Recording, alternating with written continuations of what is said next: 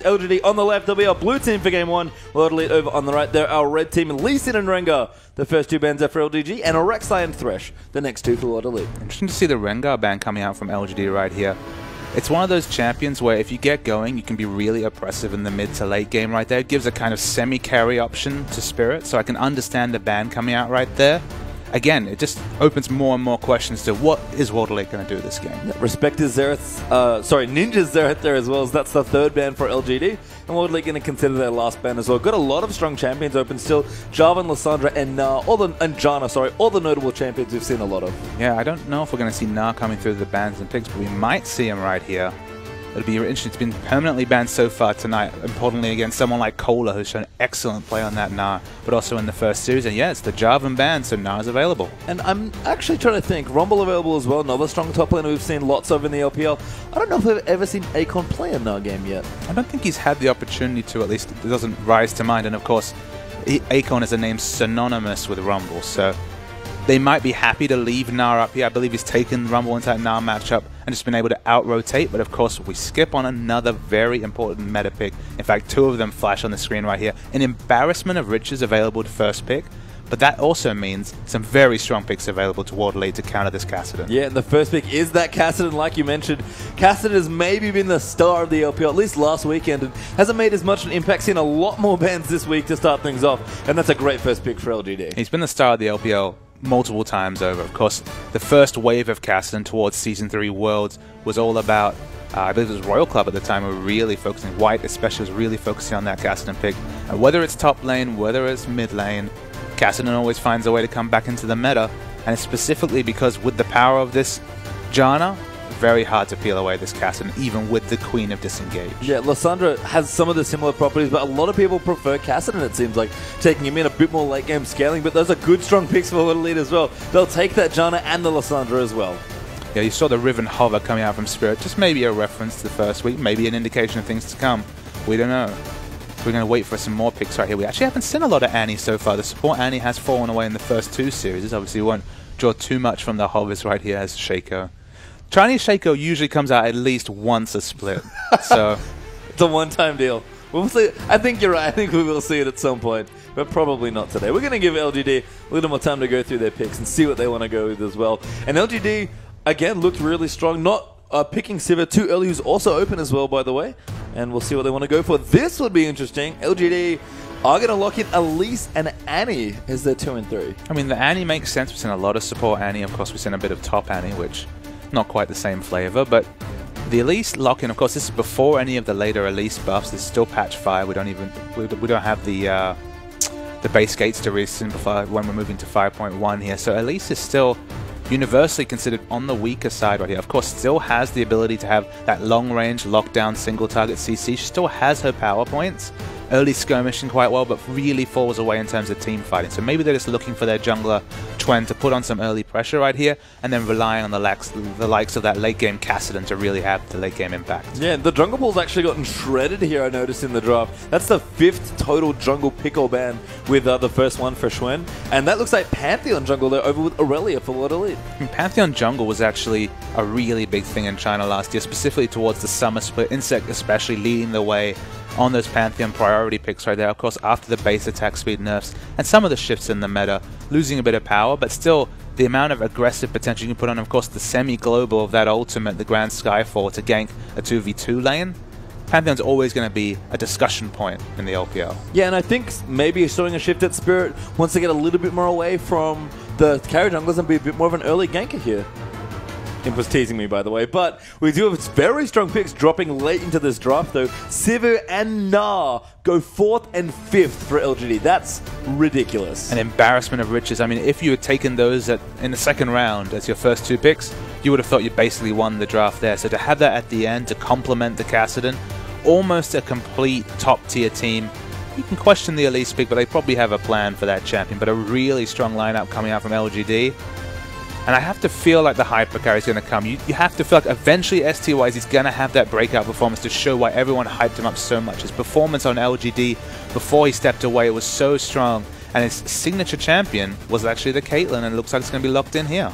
Yep, never mind. No. He tricked you. It's Jinx instead. Wow. But we talked about long-range hyper carriers. STYZ, no more Sivir for him, I don't think. I think he's done with that champion. And we've actually seen quite a lot of success with Jinx against Sivir matchups here, just because Sivir doesn't really have the potential to really harass Jinx out of lane in terms of trades right here. Of course, she has the wave clear advantage, so if it is a true 2v2 lane, you'd have to probably hand it over to the Sivir Annie lane over that Jinx Janna lane.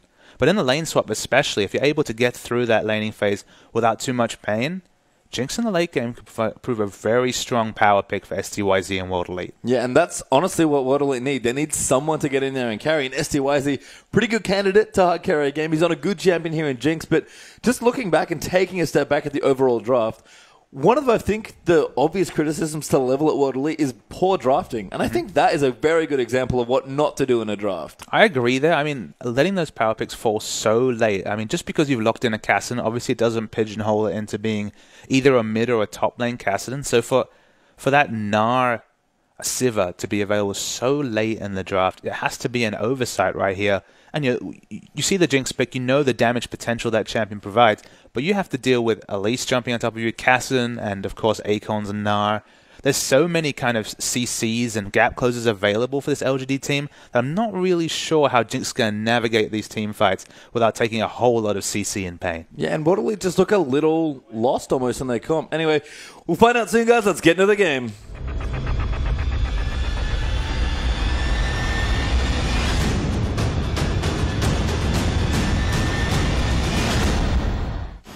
And we are on to the rift for our first game between LGD and World Elite. It's our third series of our first day in our third week of LPL. And boy, has the competition gotten real spicy here. LGD are going to continue a pretty strong performance so far on World Elite. They really want some points, Papa Smithy. They do, but as you mentioned here, they have a bit of a mixed draft. They have a lot of dive in their top half of the map between Aurelia, Pantheon, and Lissandra. A lot of gap close, a lot of dive. But that's against a Sivir, who obviously has a lot of movement speed, and the spell sheet that's available.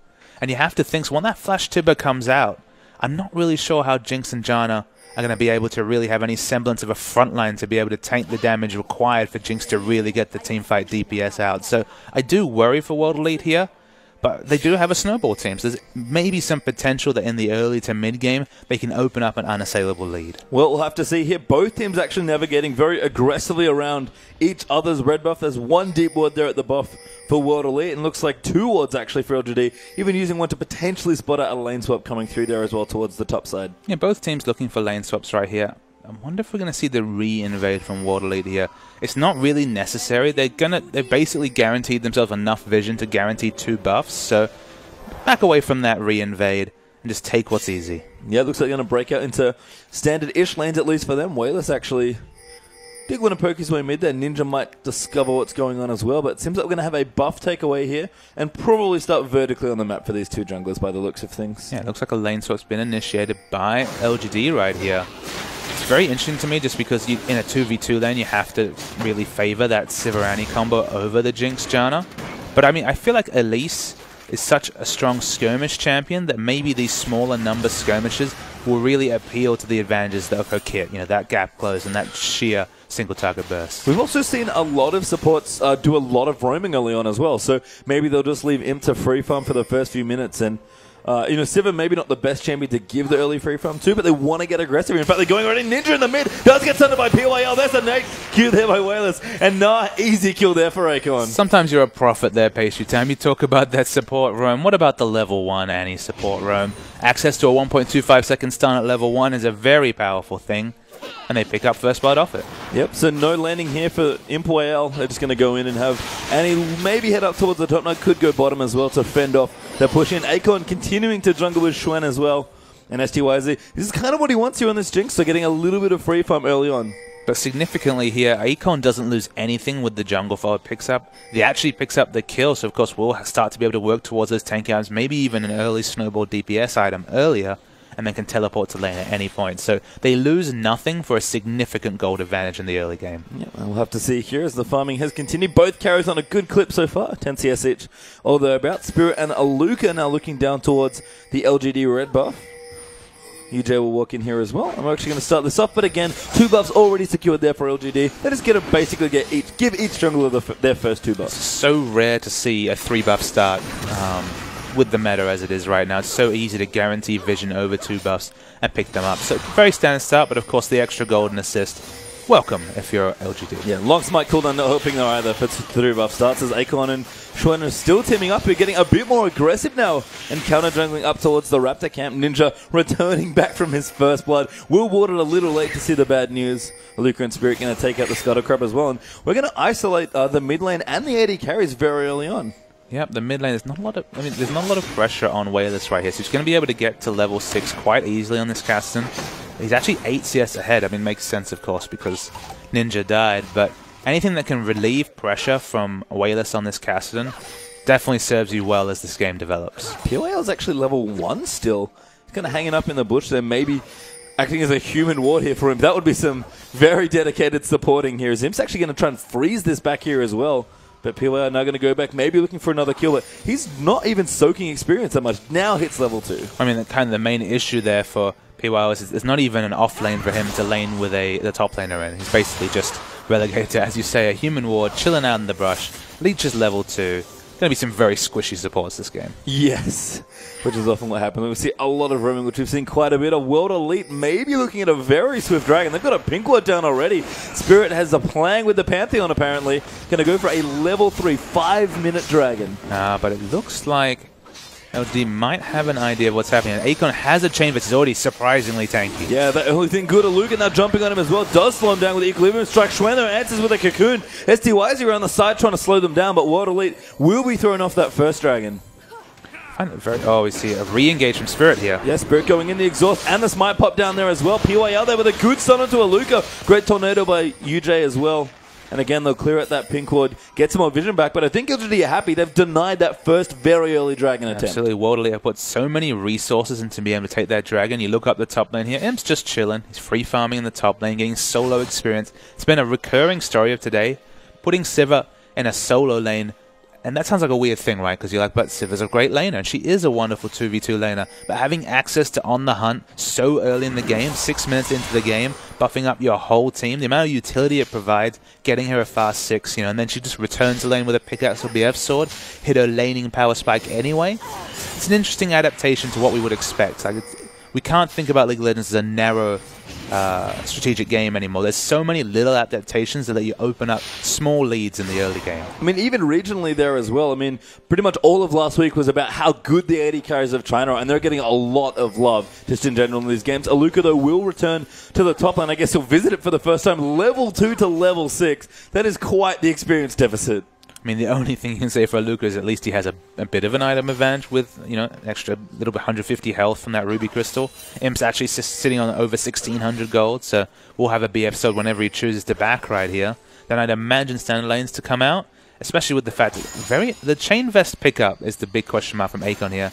I guess it pigeonholes him into a Sunfire cape, which I think it's actually been one of the consistent trends of a losing Gnar has been an early Sunfire cape, just because that item statistics nowhere near Randuin's instead of teamfight effect. But if you can get it at 11, 12 minutes of the game, maybe it's relevant. And we'll have to see. Spirit actually spent a lot of time waiting for a potential dive or kill here by Imp. So he actually spent a significant chunk of his resources there just sitting in, maybe trying to get a 2v1 kill. And Schwen's actually up here now as well, on Elise waiting for the counter gank. So both junglers being very patient, getting a lot of attention to the top lane. Yeah, but it looks like nothing's come out of that. Of course, Imp not really hitting that hard without picking up the BF sword here just yet. Bit of action towards the red buff for World Elite though. Yeah, this is bad news for World Elite. Wayless is in there, took out the pink ward instantly that World Elite were trying to use to defend their red buff, and basically forces Spirit off his own buff here. He's already having issues with experience trying to get that early dragon. He's going to continue to fall behind now. Continue to fall behind, absolutely. But we do see Jinx free farming down the bottom lane here. What they've traded in all of this early game movement is a fairly free farm Jinx, which late game, of course, we all know how scary a proposition that is. Yeah, absolutely. Wayless here. We'll fight with Ninja there in the mid lane. And Kassadin continuing to get his CS as well. Catalyst done actually for Kassadin, so it seems like a Rod of Ages will be coming up pretty quickly here. And a Fiendish Codex up for Ninja as well, going towards everyone's favourite Morellian Omicron. And we have to note the one roster change that's stuck on the World Elite side is they have committed to UJ so far as their support in the last few games. Conan's been sitting on the bench, of course, was their support for the I believe the complete 2014 run, and UJ just trying to make an impression in the bot lane. Yeah, and again, we talk about players on the Water League that need to get going. STYZ is certainly one of them, and maybe the new support's an added incentive for STYZ to play a bit more aggressive, get a bit more going, and get himself up in his games, because he's starting to have some better games. We had a great Caitlyn game last weekend, I believe, but it's still not the player we expected coming in. And bot lane is always a duo, so you have to talk about the personality meshes between the two. STYZ is known as a fairly fiery player. He's had his checkered history, so it's a chance for him to start a new lane up with UJ, and maybe that's what they go for in the future. Yeah, we'll have to see. BF sorts completed for both ADs, by the way, so well and truly on the way. And just as you predicted, Papa, we've got standard lanes breaking back out here. So PYL's level 3 Annie to UJ's level 4 Janna, the support levels there. And you pick up that BF sword on Sivir, you have so much instant wave clear. You can either hold the lane, you can push it in. You basically should have free reign of how you control this bot lane, and with such an experienced AD carry like Imp, they'll either push the bot lane if they want to invade, or hold it if they want to deny. Yeah, with that first dragon coming up in maybe the next 5 minutes or so is a fairly common time. Good for LGD to swap those laners back down. And I like what they did with the early dragon, but really a strong map awareness by LGD to be like, hang on a second, let's go check this. They've been grouped roaming for so long, Chuen and Akon. It just happened to be in the right place at the right time. And I say that, and that probably discounts the fact that it's probably excellent pathing coming out of those two there. So they should be complemented. Because very rarely in League of Legends do you just happen upon an objective at just the right time. Yeah, Chuen as well. Picked up an early Sightstone on his Elise to go along with his jungle item. Hasn't enchanted it yet. Will be on the way for whichever enchantment he'd like. But really just, again, providing a lot of vision, a lot of utility, a lot of the things we expect from Elise as a jungler. Yeah, Elise is all about her early game skirmishing and then just falling off in terms of damage. So to pick up that Sightstone, ensure that this is a very, very safe dragon. Of course, no Sightstone could be available for PYL so early after all the roaming. They have the vision, they take the buff, and they start the objective snowball. Yeah, really strong from LGD. Actually, UJ could be in trouble. Oh, no, does get popped. The stun will hit, but that's Cocoon actually going to move in there as well. So much damage from Boomerang Blade, and that's an easy kill for LGD's AD. Yeah, but first, easy kill coming out right there. Of course, once On the Hunt was pumped, that was going to be a dead Janna. Level 4 Janna, very minimal sort of statistics there in terms of combat stats. And we just revert to standard laning. Yeah, Imp collects a bit of free mana there, blocking the cork by Jinx with that spell shield, so nice moves there from Imp. AD carries fairly even in CS, but of course the kill will give Imp a bit of extra gold. Mid lane going well for Wayless Kassadin, though. Didn't really feel that pressure after the early roam onto Ninja. No, the early roam and just basically all the unorganized team play in the early game meant that Wayless was largely left to his own device in the mid lane here. And against a lane bully like Lissandra being up 12 CS, he's actually just about 100 gold short of his Rod of Ages. He's going to have an excellent par time on that item. And then we've, time and time again, just seen the effective Kassadin in a team fight. That was very elegant looking play there by Aluka, just stunning Akon for a bit of harass. But again, going even there with Aurelia, perfectly fine. Looking to get a bit more mid-game power going and try and win World Elite some of these mid to late game team fights as well. But yeah, Ninja's falling behind a little bit. Not losing lane as we kind of expect from Ninja, but just not having a super stellar performance, especially after getting level 1 ganked by the Annie. And that's kind of been the standard story of Ninja's career so far. This is, of course, his second split of the LPL and World Elite.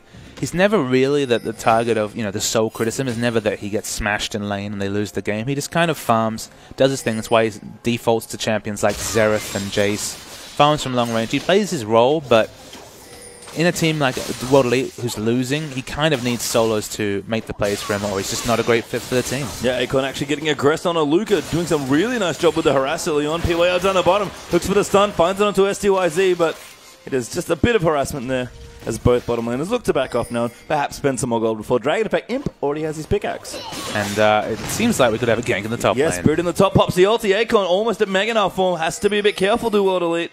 Never mind, Akon just runs toward the safety of his pink ward, and World Elite do not overcommit. Yeah, hopped away from safety right there, blows the long cooldown that is the Grand Skyfall right there, and returning to Wayless. 12 minutes was the par time for that Rod of Ages, so 22 minutes we start seeing the really big power jumps from this Kassadin. Wayless will get spotted off by a ward here as well.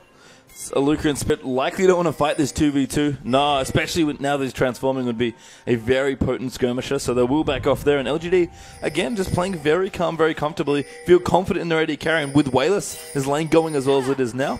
Can't really blame them. And usually it'll be a problem to be sort of letting Jinx get largely free farm right here, but just with so many gap closes and CC abilities in teamfights, I think LGD are happy with this Sivir versus Jinx matchup going even or slightly to the advantage of Imp. I do like the greed, though, coming out from STYZ. Early Avarice played there for him, kind of realizing that I do want my Infinity Edge, but the game's a little slower maybe, can't afford to go a bit later, and he needs to as well. He's the big carry on this team. He's absolutely the big carry. I mean, picking Jinx, you're committing to a very hard damage carry that does not have little to no mobility short of getting resets. So they're really looking for this first target burst, and they do have Lissandra to assist that, of course, Pantheon as well. So if they can get that first target, Jinx's potential in a team fight is limitless, but it's just looking difficult with just how the game's panned out so far. Well, items are coming through now for Elite. Morello Normicon finished there for Ninja, and 2 parts of the Trinity Force done for Aluka as well, with the Phage plus the Sheen. Over on the other side, looks like Akon is working on that Sunfire Cape you mentioned, with a Giant Spell to go along with his Chain Vest and Ninja Tabby.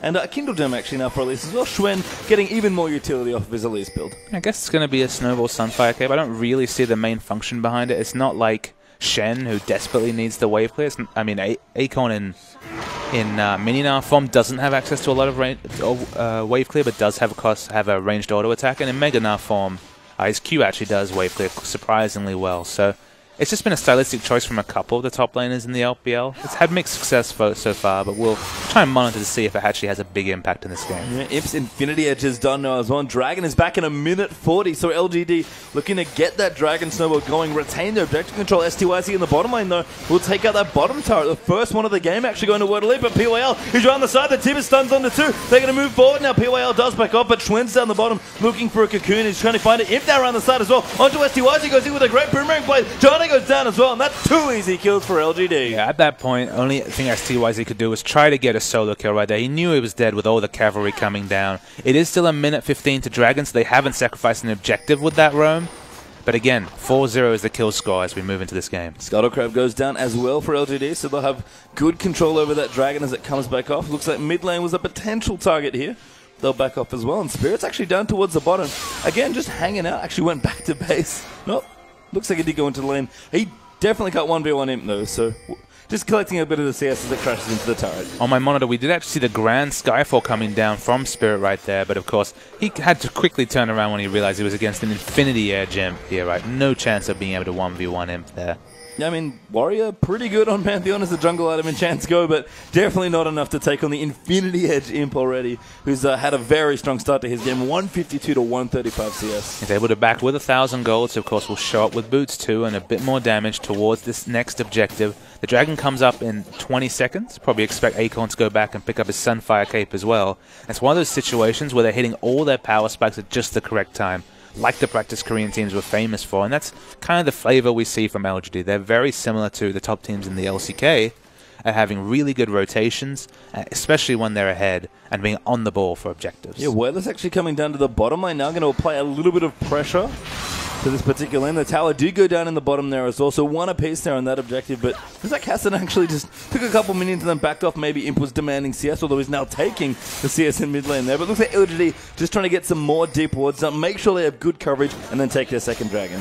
So some damage trades coming to the advantage of Aluka in the top lane here, but Akon, of course, he's always got one eye on that teleport, one eye on that Dragon, because they are in the perfect pole position to pick up the second Dragon. And LGD not quite confident enough to go in and start a 4v4 or 5v5 teamfight yet, but they're actually moving in PYL. Maybe they just want to get their push on now with the Sivir, actually. What we should credit WE for, we're unsure how many chances we'll have to complement WE this series, but look at the defensive warding. It's excellent around the blue buff. They haven't been in a position to contest these 3 pink wards around Dragon that is really giving exclusive Dragon warding to LGD, but credit to WE, at least it's not a completely dark map. They're trying to really double down on what they do have control over, and they're just trying to slowly force their way towards contesting some of those big objectives. Yeah, Schwen just casually soloing the Dragon in the meantime, though. Has it up to half health now. Looks like Imp will rotate down with PYL, and this Dragon is not long for this world. Smite is available as well, and that's a second clean Dragon pickup for LGD. Yeah, I mean, World Elite, they have Jinx. They're looking to power up to the late game right here. Whether that's going to be probably the correct move to make against a Kassadin who already has a Morello Nomicon to supplement that Rod of Ages, which we previously said was going to be complete by 22 minutes. Buying time for a Kassadin against buying time for a Jinx is kind of a lose-lose, I think, for LGD. For World Elite, just because once that Kassadin gets big enough, It may have been nerfed, but he still has amazing burst. Yeah, Aluka finished his Trinity Force, but a little late. Unfortunately, couldn't have it in time for that first Dragon Fight. Akon will transform in the top lane as well. Continue going on. Even CSG in the top lane. Aluka actually going to unleash with the ultimate, but Mega Knight not a good champion to try and go 1v1 against. He's very powerful. I mean, there's still a big power spike coming onto Luka with the Trinity Force right here. Definitely a much more significant power spike than the Sunfire Cape that Akon's completed. But as you can see up top, pretty just relaxed auto-attacking, but PYL, he's feeling it. Yeah, he goes in, actually pops it to his Akon now. Mininoff, I'm going to go in as well. PYL going to follow through with a few more spells. Hyper will proc. There's another Q. The tower pretty low. Aluka actually going to dive back in. Pantheon is now on the top as well. PYL gets that first kill. Spirit now going to go in, but he takes so much damage from PYL Zanny. It's actually level 9 versus level 8. The rocket misses in the bottom. UJ in trouble. Is forced to flash out now as well, and PYL is coming in. He's got the stun in. Flashes forward. He's got his ulti ticking as well. Spirit could be in trouble. The Q does land, and PYL picks up the kills. At the same time in the bottom lane, Wayless was able to solo Ninja right there, which that's the start of something very, very bad if you're a WE fan. Yeah, and LGD, again, just kind of going from strength to strength here. Everyone's powered up. They're getting the kills. They're securing the objective. Schwen in a bit of trouble. SDYZ retaliating with that Infinity Edge Avarice play, but World Elite need to get a fight going soon. Yeah, and it's very clear that Ninja cannot split push against this cast, and it's only going to get worse as he goes back and shops again. Probably going to pick up Boots too right here to complement his bevy of early game items. 22 minutes again is the completed Rod of Ages. It's going to be quite the scary Caston coming out at that point. Teleport in for Akon in the mid lane, going to try and fend off SDYZ and UJ. They're doing a good amount of damage. SDYZ actually maybe going in for a bit of damage, but will chill out a little. Akon will clear them out. Tower gets low but doesn't go down, and LGD retain control of the turrets. Still don't really see the main purpose of this Sunfire Cape pickup, but obviously it does provide him with some interesting combat stats. Yeah, the rotations come through. There's no objectives to pick up at this point. LGD, they have 2 out of turrets. They're really going to try and just anchor Imp in the mid lane and try and AoE down this wave and pick up this last outer turret. We'll have to see World Elite grouping up very aggressively in towards the mid lane. 4 members actually, as PYL can maybe fight a few too many friends. Spirit going to dive in there. The Tornado comes through, and that's an easy first kill for Pantheon, but now Imp actually could be in trouble. There's a good Lissandra ultimate as well, and there's the double coming through for Spirit. The teleports come through as well, and World Elite look to push down mid. Excellent play from World Elite. A good play calling. They saw the isolated mid lane, isolated AD carrying support in the mid lane. Picked up the 2 kills. They might even take a second objective here. Nope. That poke from Cassidon's sticking. That's a very good cocoon by Schwen as well, but Wayless is trying to clear out the waves. Got to be a little bit careful going in. The turret getting low. Jinx is so good at taking out turrets, and World Elite pick up now 3 turrets to 2. Yeah, in minigun form, once you have 5 points in that minigun, so much damage to structures, so much attack speed available just with the 1 BF sword item coming out from STYZ. That's a lot of mid lane vision they've opened up here. And whether they can translate that into aggressive wards and starting to compete with these objectives on the side of LGD, very nice rotation from World Elite. And that is maybe the saving grace for World Elite here. Not only is STYZ on a strong carry that can really hammer them in the late game if he gets going, but if they start winning engagements, Jinx not just can actually snowball structures quite easily. Absolutely. I mean, she's completely a snowball champion because she's so reliant on her passive to have an impact in team fights. You know, she has that low range in minigun form, so she usually has to rely on the rockets for the early kill. But once the first kill comes out, we all know Jinx's potential once she gets excited. So it's going to be whether they can break that tank front line, specifically whether they can kill Acorn and then move towards the slightly squishier backline of LGD. They've got good engage as well with the Pantheon Lissandra if they want to maybe get a pick, but it's a bit tricky. Wayless here is going to dive in, but actually gets knocked up there. Lissandra comes in as well, and SDYZ gets yet another kill. And biting off more than he can chew, but here comes the Pantheon ultimate as well. Yeah, Imp has popped his ulti. Spirit going down does walk away from the cocoon. PYL also ready with the stun, so World Elite will back off intelligently. Do not want to overcommit, but this is the type of thing this comp needs to do if they want to get themselves in this game and really try and challenge LGD. Yeah, I mean, Wayless basically riftwalk as if he was going to do a Zhonya's bait there, but of course does not have that item completed and was instantly burst down. Maybe did not judge the situation correctly and understand that it was Ninja also there for the trade kill, but I mean, if you're World Elite, you're going to accept those kills. That's actually the first kill for Jinx comes out there. She's already got her first 2 AD items, working towards perhaps the Last Whisper or the Vamp Scepter into Bloodthirster. World Elite, they're starting to scale up. And again, we saw a little bit there. Maybe this is how their comp's supposed to work. It's pretty narrow. It does a very specific thing, but it does it quite well. And if that's how World Elite want to play, we mentioned it, they need to change something up here. Maybe this is what they want. 40 seconds now till that next dragon. UJ and Spirit going to clear out some vision. We discussed the Elise pick and how it's basically to snowball the early game here. It's only 1,000 gold between the two teams right now, and we're starting to move on to the point in the game where Elise's damage is not really a relevant consideration, when she's only really there for her ability to put out those single target CCs in the cocoon. And while that can be very useful, obviously if she can get a cocoon onto STYZ, it might win a fight. In late game team fights especially, Elise just feels like more of a glorified aura bot if she's built maybe Aegis or finished those items. So they're going to start to struggle in the late games in terms of jungle pressure right here. And they have to be careful to really capitalize on this objective snowball they've started. This third dragon right here must contest for World Elite. Yeah, we'll see they're moving into position to contest now as well. OGD have beaten them to the pit. They're going to clear out their own vision here. They've got the Scutter Crab down as well. Akon got to be a bit careful. Doesn't have too much rage yet, but building it up very quickly with this. Now Spirit actually going to jump in on top of him though. They're going to chase him down. He does transform into Manta. That's a good Lissandra, and they get that first kill. STYZ New Day gets started, but so much damage comes in over the top there as well. And STYZ is very low. They've got to kite back off here, actually. It's only 1-1 though, with Akon down, but Wailers just goes in, picks up the carry, and there's kills everywhere now. 2 for 2 right now with Ninja getting chased up. Make it 3 as Imp cleans out that last one.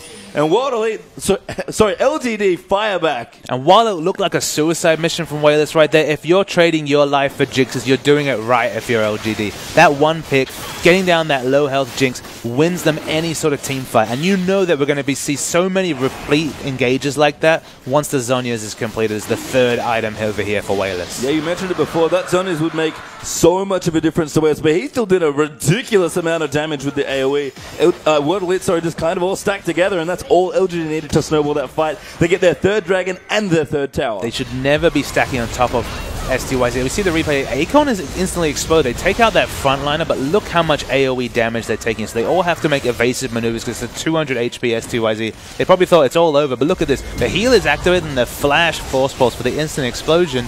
And unfortunately, World Elite's comp, once that carries down, it really doesn't do too much. Imp has the fleet of foot passive. She gets the kill there. Does Sivir. And basically, when Jinx survives, when Jinx is able to fight at the back, it looks great for World Elite. But with all these gap closes coming out from LGD, how many team fights will we be able to say that? And that's sort of the problem that you noted. World Elite need this Jinx to get going, and UJ's actually opted for an Aegis. That's not going to go in on one of the tanks, maybe Aurelia or the jungler in this case, potentially for Spirit as well. And he really needs a Mikael's as well to keep this Jinx safe. It is a very fast Aegis, but again, the Mikael's, like you point out, is probably the more important buy given the team comp that they're facing right here. Anything to keep that Jinx alive is so important, because once the Get Excited passive gets activated, she can get out of range. She can come back in with lifesteal, and lifesteal from 700, 800 range. It's that first kill, it's that first reset she needs to be afforded. Now Dion actually going in. Akon, Talisman gets popped there by PWR. They're looking maybe for a re-engage. Good Tornado will knock up PWR. That will give World Elite a little more space now, but Kassadin's up in towards the top lane. LGD are just pushing further forward. And the Talisman of Ascension's actually been finished on PWR. We don't see this item completed very much at all. The coin start especially is not one of the favored starts in competitive play, but you can see the flavor, right? It's, I'm going to pop this, effectively old Shurelya's, but in this case, AoE movement speed increase, and let's all go kill Jinx. Whoever gets her, you're getting the first beer later. Yeah, and maybe even simpler, especially for a region that's prioritized Sivir. Mini Sivir ult there on the Ascension as well. So PYL, we talk about him, really strong, cerebral, strategic support player. Going to try and get his team in even further, especially when the on the hunt's down there as well as Aluka collecting more farm. He hasn't had the impact we might expect on a champion like Aurelia, but just really doesn't have good targets here. Who's he going to jump on? Kassadin? Yeah, it isn't easy with the target selection, but this has kind of been a consistent criticism against Aluka. Aluka, of course, is a person who does have an LPL win under his belt, of course, being part of the 2013 Summer Positive Energy lineup, but on this World Elite lineup, he's just really started to deceive. Again, he just doesn't make much of his advantages, and when he's ahead, when he's behind, he's very rarely managed to get back into games. So he had that Trinity Force at a very fast clip. Of course, it was a Trinity Force against the Sunfire Cape, and we're like, alright, that's a big power advantage. But what did he make of that advantage so far? I mean, minimal at best. As we do see as well, STYZ maybe the big carry here for Elite, who, if anything can happen in this game to let them through, it'll definitely be that Jinx. Plus, Whisper has been completed there as well, but World Elite struggling a little bit more on gold, about 4,000 gold behind her, and of course, crucially, those 3 dragons down as well. Yeah, I mean, although she has the trifecta of damage, I feel like this Jinx needs at least a Vamp Scepter. I mean, hopefully a Bloodthirster, but at least a Vamp Scepter, and even more importantly than that, she needs Flash Up. If she has those 2 things, the reset potential is there, but right now, she's going to get zerked down by this Kassadin. Yeah, and even then, Kassadin's so strong that Jinx really needs to get to probably Bloodthirster and the Banshee's Veil. Those, the full 5-6 items built here. Is Imp actually going to pop his ulti? Spirit going to dive in. Ninja over the top is going to try and look up PYL. The ultimate comes to it. Imp who's doing so much damage. That's a good zoning zone for Ninja as Akon will join the fray now as well. Yudo tries to knock him out with the Monsoon, but he's going to go down to Imp. But STYZ is getting the resets. Akon transforms, goes in on top. Wayless just destroys STYZ, and that's 5 kills for 1 to LGD. I was tracking STYZ that whole fight, and he was free hitting, but it didn't make any difference because the moment that the target selection changed on LGD, he was instantly exploded by Wayless. This is what we were talking about, the potential of that frontline Kassadin burst. He still has Zhonya's available. He didn't have to use it there. And LGD, they're going to go and pick up a Baron to supplement a very one-sided teamfight win. Doesn't feel like there's any way for World Elite back into this game. We see the replay right here. Spirit's in the front line. They've got 2 front liners here, but they don't get the first kill crucially. So no get excited reset coming on for STYZ. He's in the back of the fight right here. But look at the team fight target selection of LGD. There's low health members on the LGD side. It doesn't matter. And the moment they change target towards that Jinx, she's dead. Yeah, it couldn't have come at a better time with the Mega Knight transformation either for Akon. And I mentioned it, Jinx probably needs the full set of items to really be competitive. And you can see why. Wayless's Kassadin just rips through this hyper carry. And that's realistically why we don't see a lot of Jinx. Is there any champion that needs such a collection of win conditions to really be able to be effective? It's such a risky pick and competitive. And there's been times we've seen Jinx action. Of course, Deft played an excellent Jinx against, I believe it was actually Msiva in the EDG LGD series. But that was a totally different situation. For one, there definitely wasn't a Kassadin on the board. Yeah, and Wayless is just ripping through people at 5-2 and 5 with 250 CS at almost 30 minutes here. I mean, to Ninja's credit, he's kept up well in CS, but again, Ninja is just Ninja. He's very consistent, very safe, but he can never seem to make it work for the team. And STYZ is the big man that everyone wants to see step up for World Elite, and this game he's just been completely shut out by Kassadin. Look, mechanically, both Aluka and Ninja are very competent players, but in terms of team fights, in terms of strategic play, in terms of results, not been helpful. Luka actually going to dive in his Spirits down the back as well. They're on top of him, but he gets blown up by the Kassadin. PYL getting ulted up as well. And Luka is diving in so hard trying to get that kill, but he goes down to cast again here as STYZ going to get jumped on by Schwen. PYL around the back as well. STYZ actually gets 1 reset. Flashing out, he's trying to all walk away from the Elise, but can't get away. And another 5-for-1 trade going in LGD's favor. Yeah, Jinx is dying last in these fights, but it doesn't matter just because their front line is getting ripped through instantly. Whoever they focus fire is dying instantly. As we see, of course, here, the Baroned up Siege Minion not doing any tanking. They're going to have to rely on Akon. I mean, looking here as we are going to have an inhibitor go down for LGD. We think about, the long term here. It's a big, long league as the LPL. World Elite still gets to pick up points, and it's not looking like they will here either. For me, though, it's just, I don't know. I've never seen something from World Elite that looks like, oh, that's exactly how they're going to win. Even STYZ this game having a hyper carry just doesn't look like everything's coming together quite yet. And although it's kind of a horror word, I mean, the word potential has to come up here. It doesn't feel like the potential exists for Aluka and Ninja to carry a game. They can lane very competitively. They're not shown up in lane. But when it comes to teamfight impact and in terms of map rotation, it doesn't feel like World Elite have any sort of realistic plans on how to win this game. They tried their first plan in week 1. That was the jungle split push. And to their credit, they actually took Snake to a very competitive 2-game loss. But since then, whether it's the Hyper Gary STYZ, whether it's Ninja trying out Zed in the previous series last week, nothing's worked for them. So whether they need to change their lineup, whether they need to really go back to the drawing board, it's not for me to say, but the World Elite we've seen so far, struggling. Yeah, Akon actually pretty aggressively teleporting in.